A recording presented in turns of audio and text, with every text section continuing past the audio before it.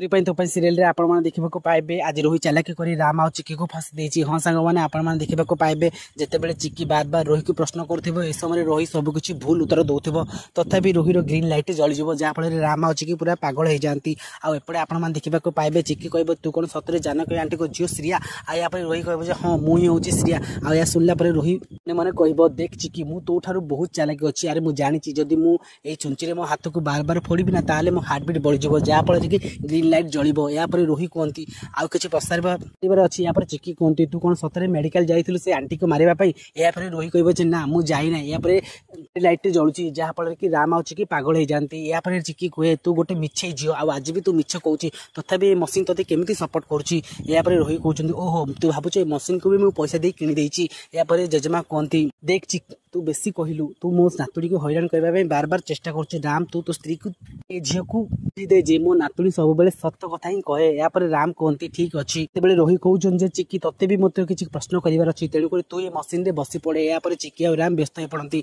ते फ्रेंड्स आपण माने के कोन भाबुचंदी रोही तो चालाकी करी राम आ चिक्की ठार बंची गला कोन एबे रोही बळी पड़ी जिवे चिक्की रो प्रश्न रे जदी हां ताले हमको यस बोली कमेंट करंतु।